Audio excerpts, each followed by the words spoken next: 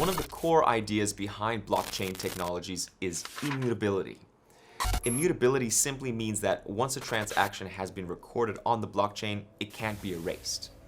Immutability is what guarantees trust in the decentralized system, especially as there are no middlemen to check and verify transactions.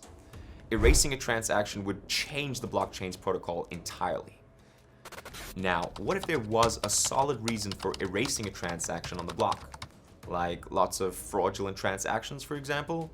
What would that mean for the blockchain? Hello and welcome to the channel. In today's video, we will be looking at one of the most controversial issues in the blockchain ecosystem and how it led to the creation of the Ethereum Classic. We'll also be looking at how Ethereum Classic is different from other blockchains.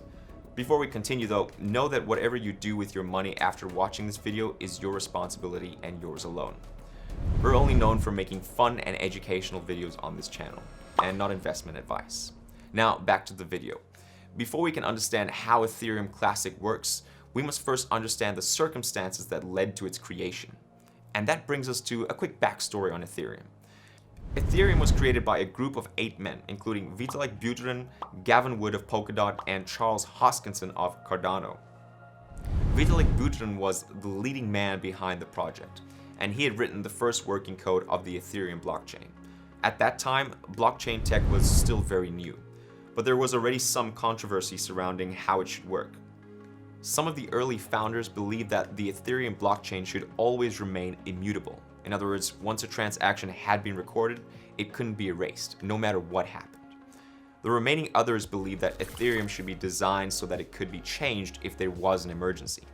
These different approaches to blockchain were about to undergo a major test, one that would lead to the birth of Ethereum Classic. Soon after Ethereum was launched, Ethereum's founders were working on an idea for the first ever DAO. A DAO simply means decentralized autonomous organization. And the idea behind it is very simple. People come together and contribute money into a pool. That pool of money would be put into a smart contract.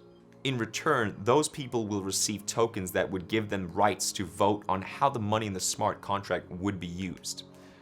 The DAO would make it easy to fund projects on the Ethereum blockchain. Projects like new cryptos, decentralized apps, games, and even community projects. The DAO was launched in June 2016. Just a few weeks later, $150 million had been put into the DAO smart contract. Of course, it would be impossible for everyone in the DAO to agree on every single project. To solve this problem, the developers of the DAO built into the code what's called a split function. The split function made it possible for people to withdraw their money from the smart contract. They could either put their money back in their wallet or put it in another DAO to fund other projects. The split function had a 28-day waiting period, in which the money would be locked after it was withdrawn from the initial DAO. Now, buckle up peeps, because this is where things get more interesting. It turned out that the split function was not as safe as it should have been. Before its launch, many people complained that the split function was vulnerable to hacks and theft. But the DAO developers brushed off those concerns and assured investors that the split function was safe, and that it could not be hacked. Sadly, they couldn't have been more wrong. And on June 17, 2016, history was made.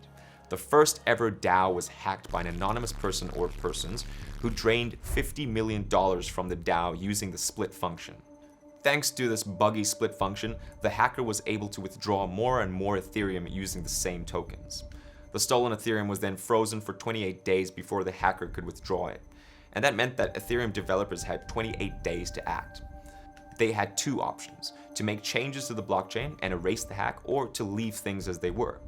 Vitalik Buterin wanted to add something to the Ethereum source code that would prevent the hacker from being able to spend the money.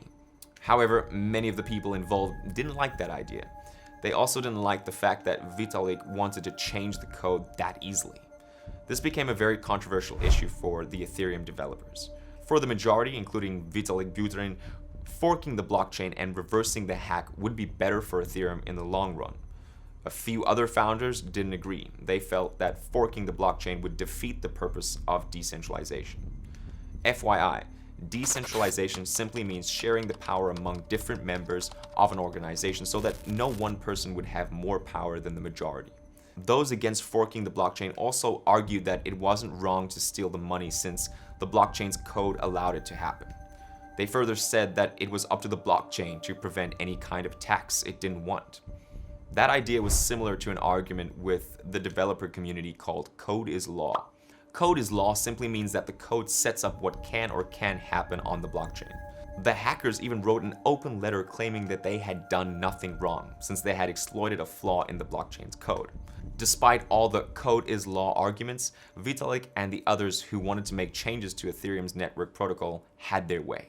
They rolled back the blockchain and made it look like the hack never happened. They returned the money to investors and made other changes that would make sure hacks like that never happened again. And then everything went back to normal, right?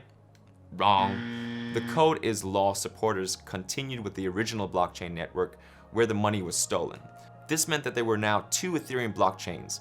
Vitalik and the Ethereum network kept their trademark name, and the new fork network became what is known today as Ethereum. The unchanged version was renamed Ethereum Classic. Now that we understand how Ethereum Classic was created, let's look at some key differences between Ethereum Classic and other blockchains. One of the biggest differences between Ethereum Classic and other blockchains is that Ethereum Classic is a deflationary coin. The regular Ethereum that we know and are used to is an inflationary coin. That means that its supply has no limit. Ethereum Classic, on the other hand, is deflationary, just like Bitcoin. It has a fixed amount of coins, about 210,700,000. Ethereum Classic also has the thing where the number of rewards for mining blocks is cut by 20% after every 5 million blocks. Speaking about mining, Ethereum Classic is committed to the proof of work method. Even as its fork, Ethereum is making moves to switch to the proof of stake consensus model. Once Ethereum moves to proof of stake, Ethereum Classic will become the only smart contract compatible blockchain that still uses proof of work. The Ethereum Classic community argues that maintaining the proof of work consensus model allows them to keep their goal of decentralization. Theoretically, anyone can become a validator in the proof of stake consensus model. But in reality, not everyone can, at least not for Ethereum. That's because the money needed to become a validator can be pretty high. On Ethereum, you need about 32 Ether to become a validator. That's almost $100,000. But with proof of work, anyone can mine blocks and get rewarded. Ironically, almost 70% of all Ethereum Classic mining is done by two mining pools. This means that Ethereum Classic is more centralized than Ethereum. It also means that Ethereum Classic is more vulnerable to what is known as 51% attacks. 51% attacks occur when a person or a group of people gain control over the blockchain and manipulate it into processing faulty transactions. Most of these attacks have occurred over the last 2 years and have resulted in over $10 million of fake Ethereum being minted and sold. The Ethereum Classic developers now added the Thanos Upgrade to its mining algorithm to make it safer. The Thanos Upgrade makes the cost of performing a 51% attack more expensive than the reward to be made. Since the Thanos Upgrade was launched, no 51% hacks have happened on the network. That's all for today, guys. We hope you've had as much fun as we've genuinely had making these videos. If you have, then hit that like button so that we feel all warm and fuzzy on the inside. Also, make sure you subscribe to the video so you never miss out on great videos like these.